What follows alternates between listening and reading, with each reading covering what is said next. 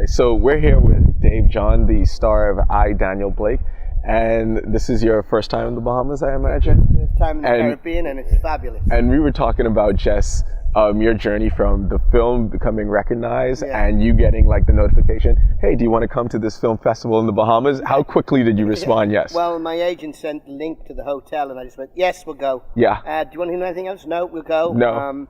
Yeah, it's fabulous because I'm a stand-up comic, and so I'm used to going to film festivals.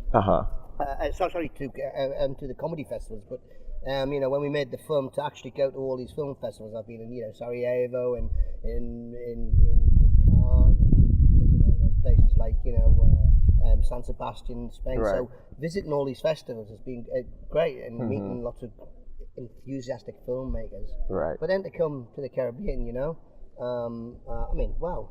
So your film, actually, I think it spoke to so many people and you were able to travel so much is because it had like a anti-establishment bent and it spoke about the bureaucracy that governments currently have going on. 2016 was a big year for that, not only in US politics, but also in the UK with Brexit being like one of the largest stories of the year. So how do you think that your film, because it was written and made before any of that happened, how do you think that like it served as predictive? I think Ken Loach and Paul Lafferty, who wrote it, they have got a history together of filming, making and presenting stories of people who don't have a voice, people that are marginalised, and they basically, this story is about I play a 59-year-old carpenter who's worked all his life, ordinary guy who has a heart attack. Thinks that the state in England, we've got the Social Security and the Health Service, and it's supposed to be there to help people who get into trouble. Right. And he finds that the bureaucracy that is set in place now, it's like some crazy Kafkaesque, insane. Once he's caught in it, it doesn't it's like see, a maze he can't leave. Yeah, it doesn't see the people that it's supposed to help. It serves the bureaucracy, and it's all about all over Europe. This mantra of basically austerity, of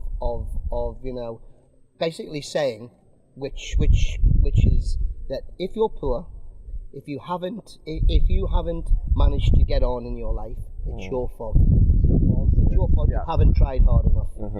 You haven't done everything you can do, because if it's your fault, then the state doesn't have to do anything about it. If it's the state's fault, because of the way their policies are running, they have to change the system. And politicians are great at not changing things unless the hand is forced. Or changing, I guess, their view of what success is. Because in the Western world, success has been determined like you should be a self-reliant person. Yeah. But like something like this film, like I think flies in the face of that. Like your self-reliance will take you so far, but then at some point there should be some kind of governmental fallback. Well, especially when you pay taxes in, you're led to believe that the welfare system in England that was set up to help people like that, or our National Health Service, is being run into the ground because they want it to fail. Because then when it fails, it can turn public opinion against it, and then we'll have all private health insurance. Right. People paid into this system, and then when they find that when ordinary people try to access it, they come across this system that doesn't recognise the people it's trying to help. Right. And what angered me and what shocked me is the scene in the film which has moved everybody. And Mark Kermode, who's one of the big critics in England, the film critic, said it's one of the most powerful scenes he's seen in film, set in a food bank, and with a single mum, and shocking. 2016, food banks are opening all the time in the UK. They gave up 1.5 million in the UK in 2016. I mean, that's shocking. Yeah, because you're thinking that's one of the wealthier countries in the world, and like, how is that the case? And this is happening because people are there's this mantra that's come around in this way of thinking that they've tried to sell to people that people who need welfare are scroungers who want any parent or father who wants to take their children at the end of the week to a food bank food. I mean, around contracts where people are still working, but they don't have enough money when they've paid, private rents because the social housing in England has been sold off. So, you know, these are the things that have made people angry about this film. And, you know, and Ken Loach and Paul Lafferty are great at pinpointing. This is why I think film is a fantastic medium, because filmmakers go away and they find stories and they point the camera at sometimes things that people don't want to see or don't want to know about themselves. And that's the power of film, you know, that's the great power of film, finding a story that makes people moved. I mean, we showed the film in Locarno in Switzerland, and it was screened in the Piazza Grande.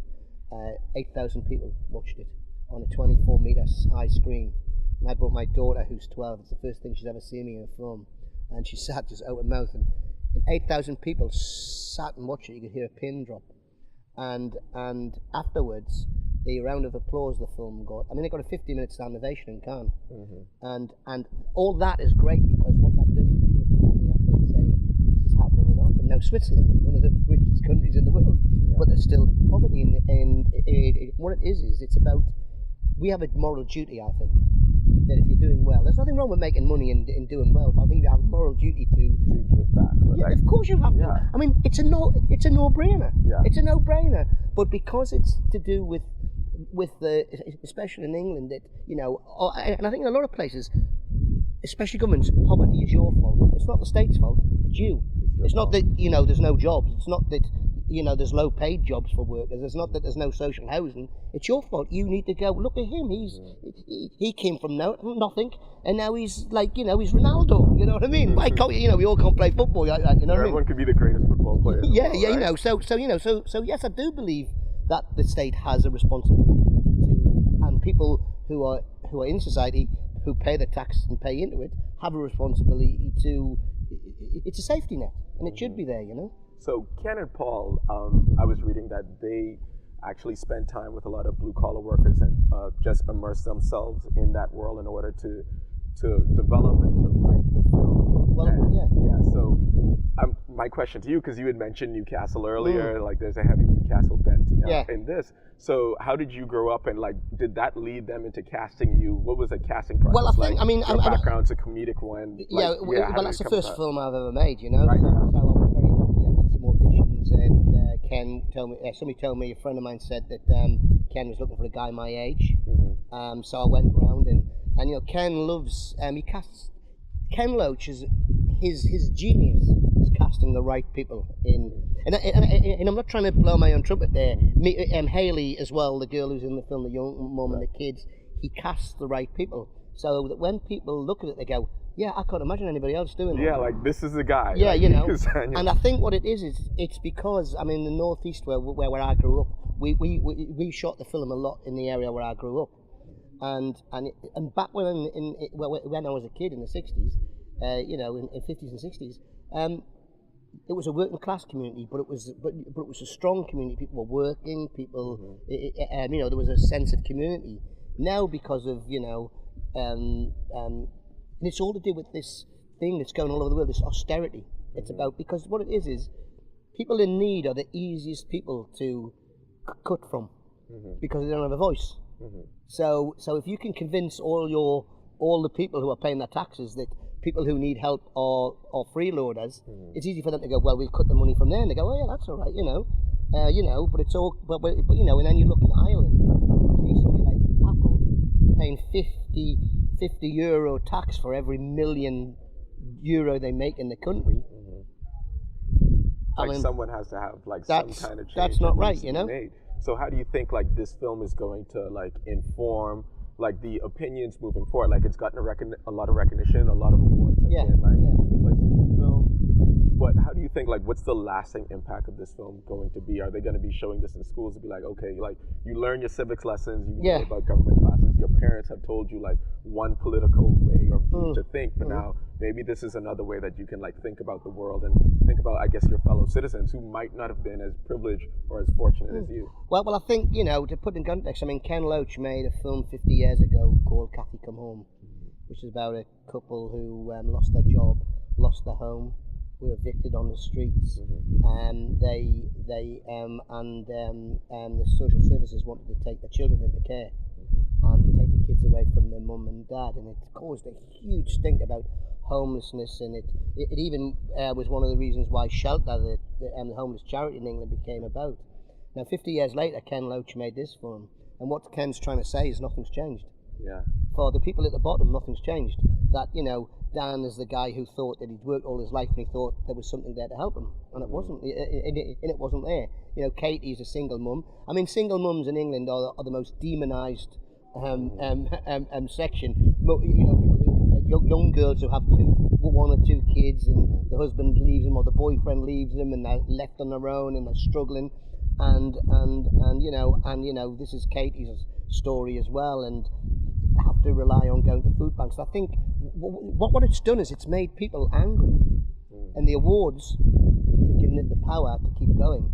And I think that hopefully this film, I mean, we all always want I'm a stand-up comic, and as an artist, you always want to do something that feels worthy and that feels, and it feels that you can say, oh, I'm proud of that body of work. Right. And I do think that this film will stand the test of time and will make people think about how they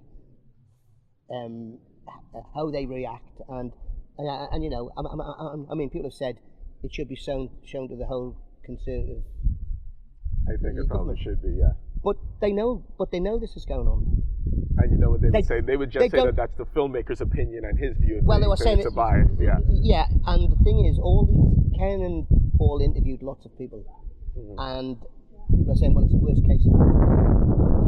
It could have been a lot worse. Yeah. And Ken and Paul deliberately didn't want to, because they thought people won't believe it if we say how bad it is. Okay. And so that doesn't stand up. And I could take anybody who said this isn't true to tomorrow to a food bank in England and show them that in our country there are people that are so desperately poor in one of the top 5 wealth countries in the world that people haven't enough food to feed their children. It's disgraceful. And I hear the passion coming from you when you talk about it.